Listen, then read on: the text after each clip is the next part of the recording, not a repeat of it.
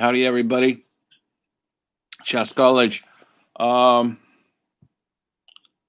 it is Thursday, humanities class, the 10th, December, counting down to the 12 days of Christmas. Remember that song? It's going to be a little different this year. Yes, it is. Well, as you well know, we're winding down the class. In fact, it ends a week from today. Technically, it ends. What is that?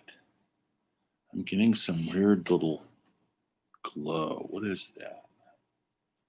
Huh, don't know. See it? Right there.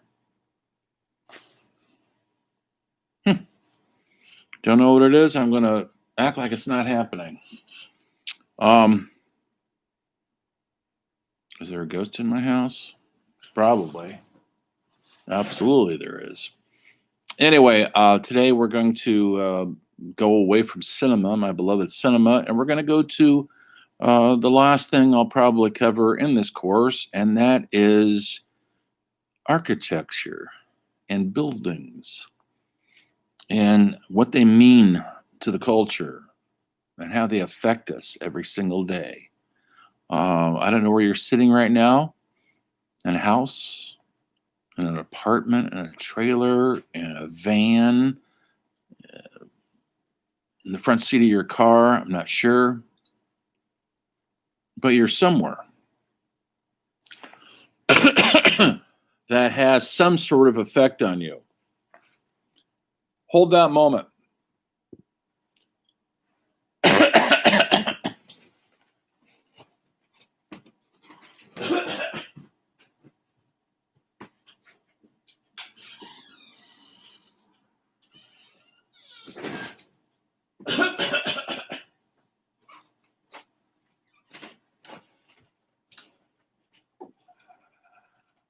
Come on, sweetie, let's go. Come on, baby, let's go outside.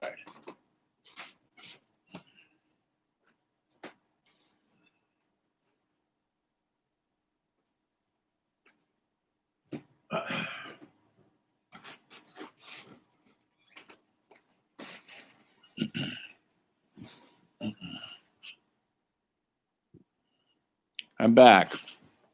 Sorry about that. That weird thing's still there, though. What is that? Don't know. Why is it doing that? It's not that. Some kind of weird reflection I'm getting. Sorry about that. Anyway, technology. We're all held hostage.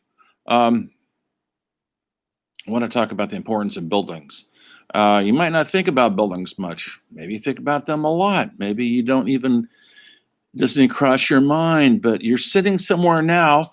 Look around your surroundings. Does it have any meaning for you? Is it the house you grew up in? Is it a temporary house? Is it a place you like to be? Is it warm? Is it comfy? You got a nice TV? You got a fridge full of food? What we do in buildings is our lives, essentially. That's all it is. And the longer we're inside, especially in this pandemic, the more buildings become important.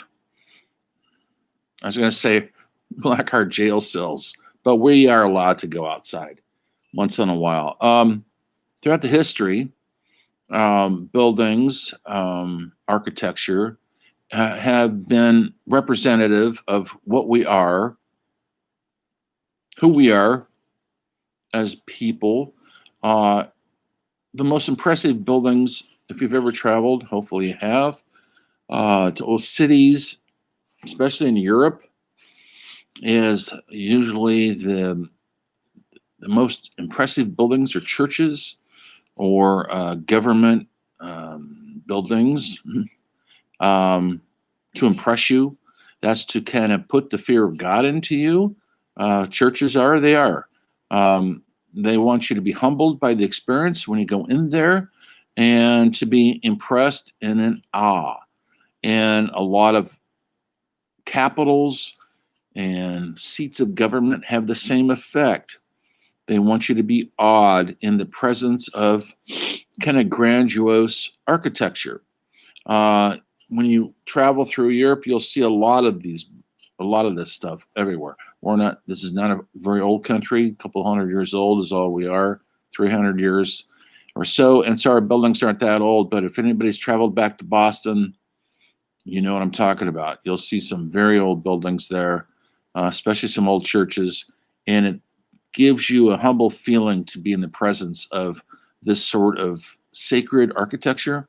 You travel through anywhere out in the world, architecture of the religious order is sacred to a lot of people. You go to the Mideast, mosque, Catholic churches in Rome, very sacred buildings. Now, what do we do in these buildings? Well, that all depends. You can make laws, you could pray to your God, or you can go to a movie in a movie theater. You could go to an opera in a beautiful building. Maybe some of you have been to a museum. Hopefully you have. Go down to San Francisco. Check out the De Young Museum. What do you think of that architecture? I remember the old De Young, which I grew up with. The new one they built, I don't know when they built, about 10 years ago, maybe longer. I'm not that impressed with it. I think they made a mistake, but that's just me. It looks like Darth Vader's spaceship. Do you know what I'm talking about? It's in Golden Gate Park, the Young Museum. What do you think about it? Do you dig it? It's very dark and ominous. It's not light and cheery. It's not like you're going in there to have a great time. It's like you're almost in a jail. It's very dark, wire mesh everywhere, black. That's what they came up with for the design, to get people in the building and to impress you that something in the building is important. And there is artwork whenever they have important displays. Last time I was down there, which was a couple years ago, they were doing a David Hockney. He's still alive. His art, and a lot of it was his video art, which is just okay to me. It wasn't awesome, but he never stops. He never stops painting. He never stops moving, and he's getting up there in age, but now in his early 80s, and still chain smoking. Always has a cigarette in his mouth. So I guess that hasn't hurt him yet. Anyway, we go to buildings for different reasons. You go to a theater, a live theater. You ever seen a play in a live theater? It's impressive. You're sitting there, you see the lights, you see the set. Maybe there's a band, an orchestra playing, and you hear it. So you're in this building that has sound. The sound is reverberating off the walls, and they've built the walls so the sound will sound good in there. They don't build where they have orchestras in dead black box chambers, because then it would have no reverberation, it would have no life, no spirituality, no specialness. It lifts the music.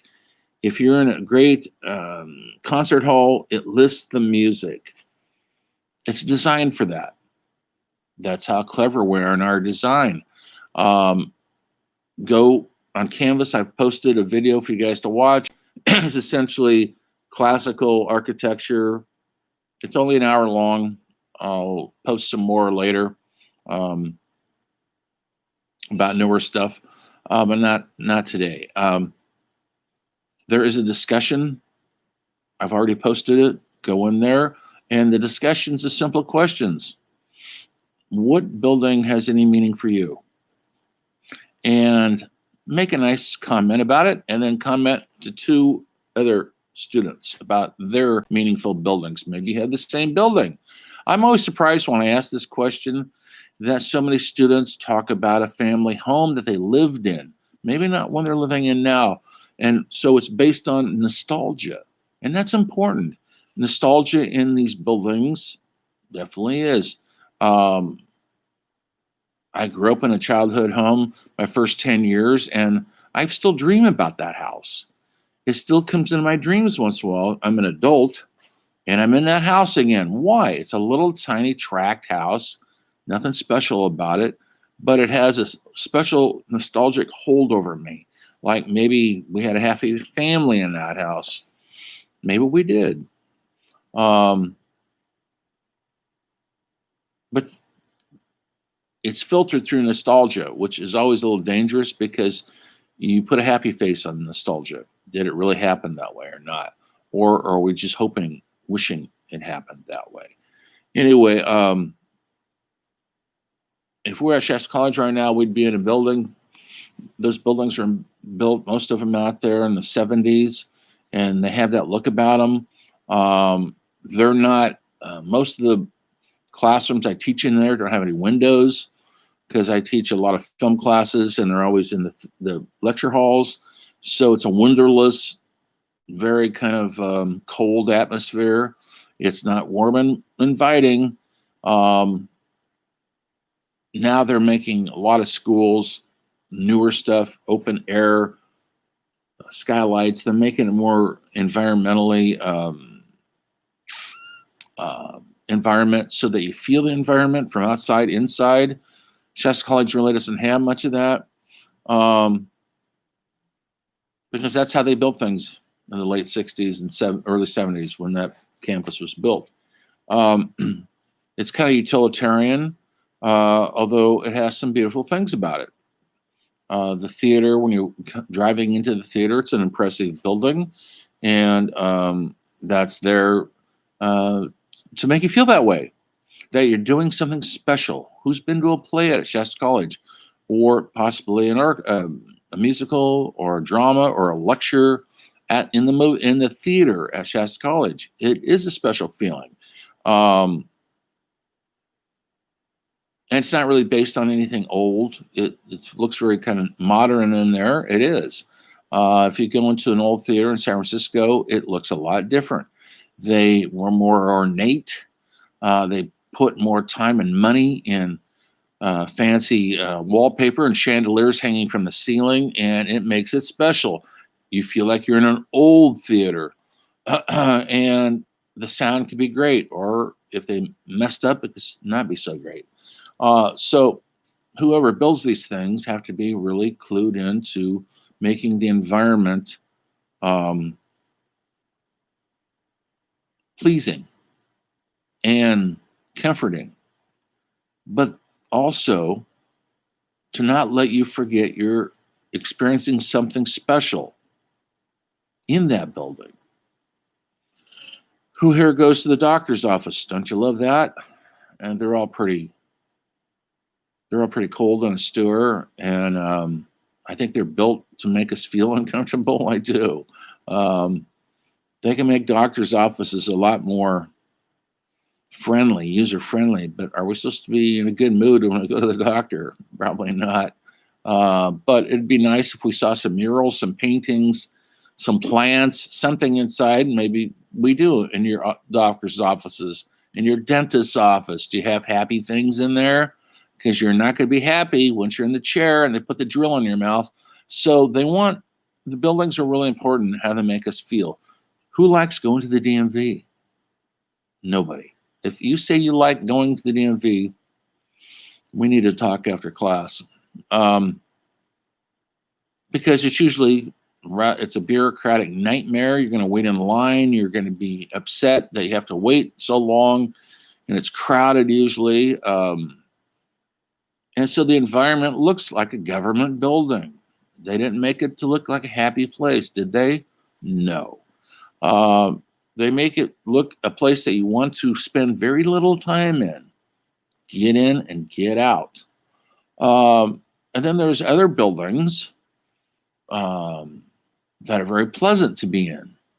I don't know if you've ever been down at Turtle Bay, go to the museum. It's very pleasant to walk around down there. That's because they want you to walk around and enjoy your experience. They don't want you to rush off. Um, well, those kind of buildings, like in Turtle Bay, are in virtually every town and city in America, in the world.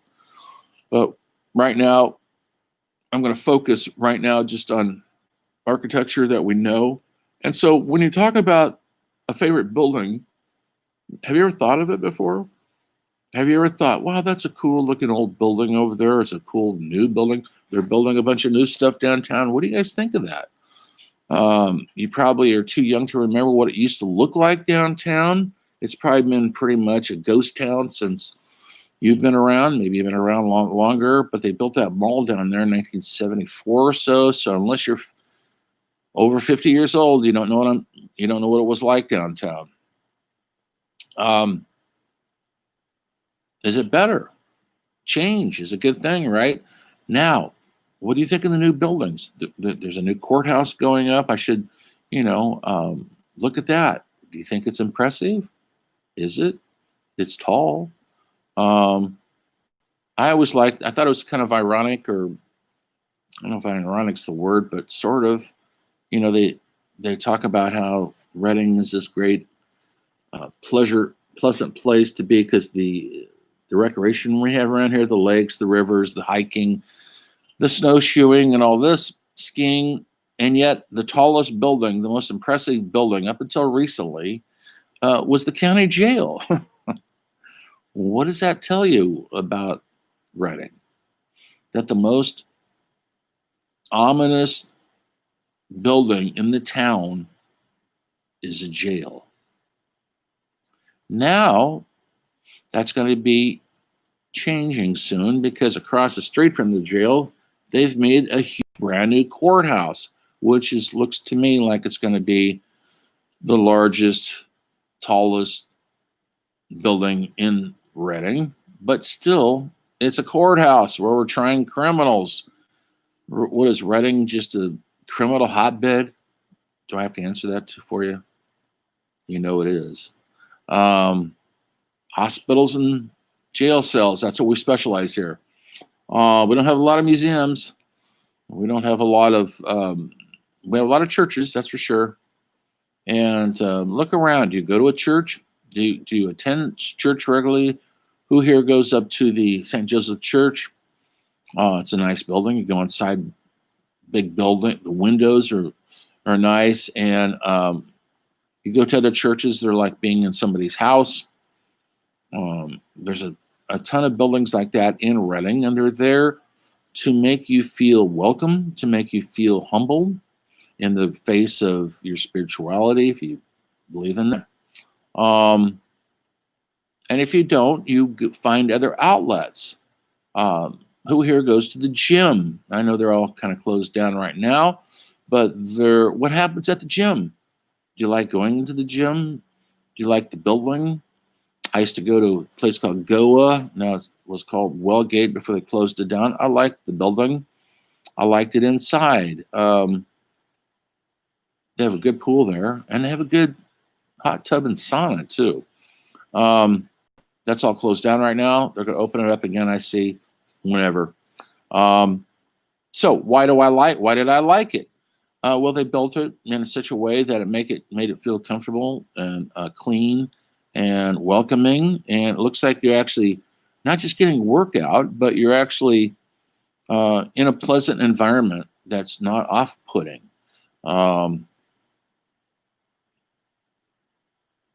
And that's important for our well-being. It makes us feel good. Same with restaurants. How important are restaurants? They're getting more important now in the pandemic because we can't eat inside, so they're expanding outside, and they're doing their best they can to make it feel safe from the pandemic and also welcoming, a place you want to actually go spend some time with a friend, sit at the bar and have a cocktail. It's important. These gathering places, these buildings, architecture, their art. Have I gone too far? Do you think they're art? Can they be art? What do you think?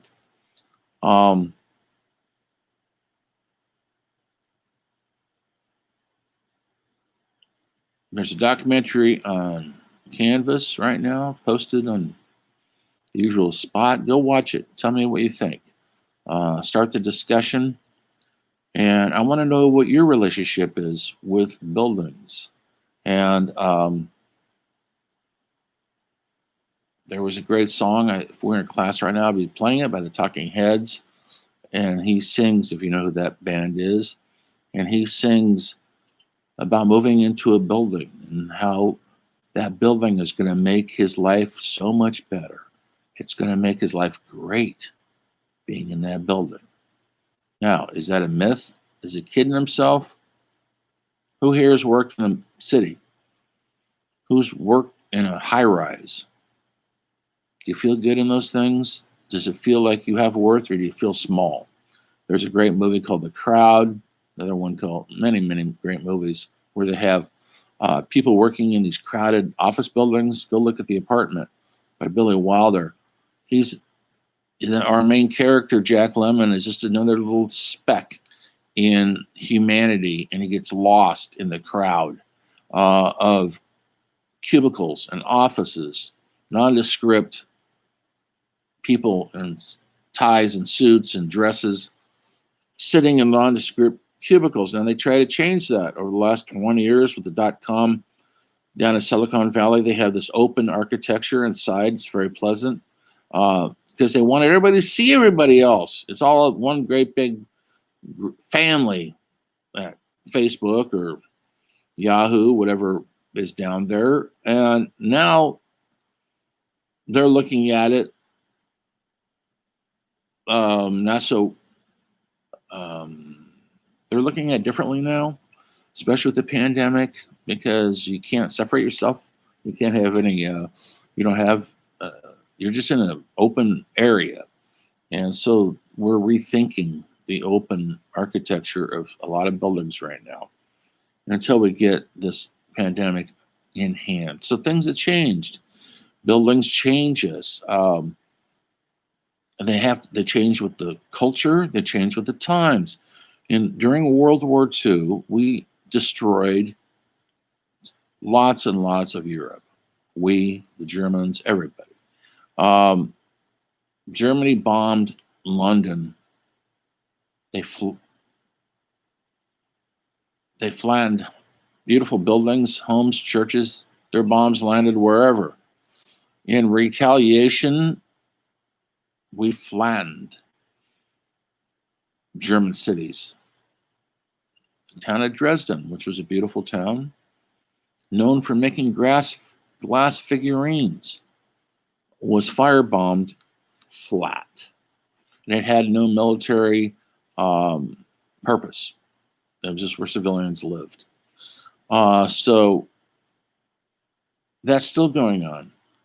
In the 90s, we had the Civil War in Sarajevo and Croatia, and they bombed the holy heck out of beautiful cities.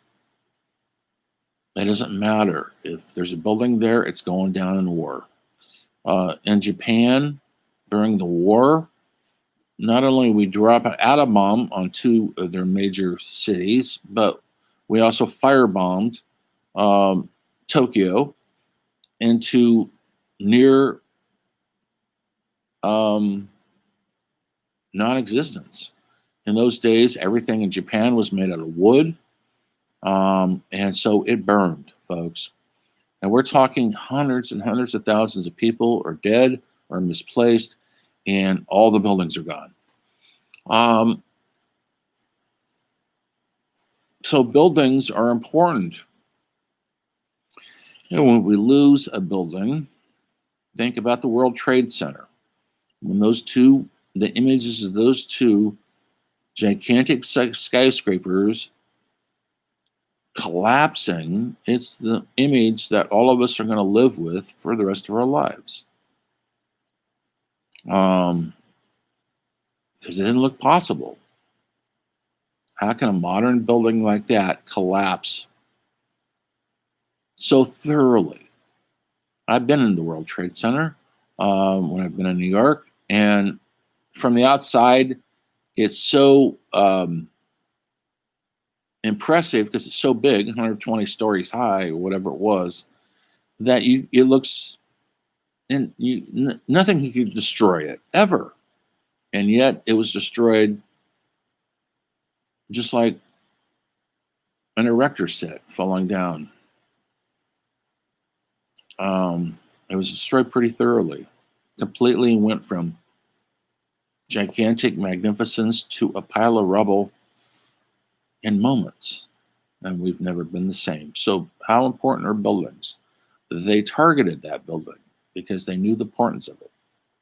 They didn't target a church. They didn't target, they did try to target the Pentagon, by the way, but they missed. And they were after these iconic buildings that meant, kind of represented who we were as a culture. World Trade Center would be, capitalism at its democracy. Capitalism. The Pentagon is democracy. It's the government seat for the military. It represents, these buildings are highly, highly symbolic. That's why they were targeted. The White House, come on, folks. We all know the White House. We all know these memorials everywhere. The White House burned down many years ago, actually. And that White House we see right now is relatively new. Well, when I say relatively new, 150 years old or so. But it was important to have this building and where it was placed. Think about where they placed the White House. Why did they put it there? They could have put it out in the country somewhere where it was like well guarded behind big fences. Well, they didn't want to do that. They wanted the people to be able to see the seat of government. That was important when they built the White House, where they did, and not often some far off hideout, James Bond style hideout, or something, because they wanted the people to be able to walk by it and see it, and to know that it's working, that we're all in that building, supposedly. So it was important where they put the building. That's another thing that's important, the location of these things. So lots of thoughts go into it.